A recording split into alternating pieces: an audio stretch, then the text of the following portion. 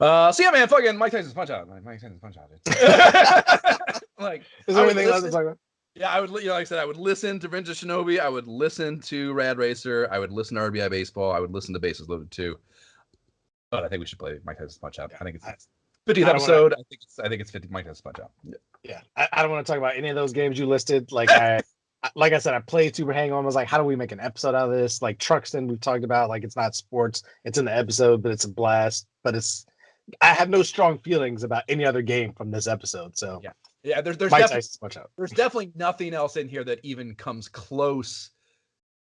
Otherwise, to being worthy of a commemorative episode for sure. So like that is top of it. Yeah. That is its own basis. But on top of it, like a lot of it was early, maybe before you got on board. But like, we talked about doing Mike Tyson's Punch Out a bunch of times. I've said it a million times, it's my favorite game. Like, but we talked about like whether or not there's a game episode there. I don't know. But like, especially again in this context, think about like, like we need to talk about each of the characters and like all the fucking fucked up stereotypes in the game. Like, there's just a lot of.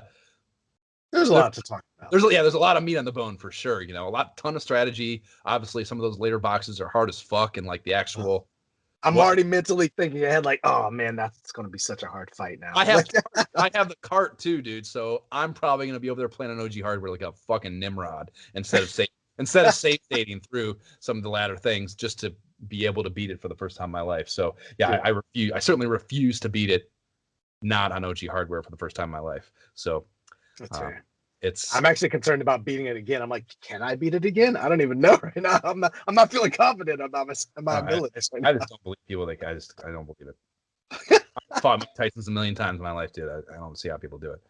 I did. It took a lot of practice. I remember being super excited, like I would have through the moon. Like now, like I'm the champ. Like I'm 39. On. I will fucking probably. I don't even know. I have no idea what my reaction will be. But that's kind of the interesting thing about it too. Is like there's certainly we played all these games. Like even like that wasn't for a game episode, but like I beat Metroid for the first time after this pod started, kind of because of the pod.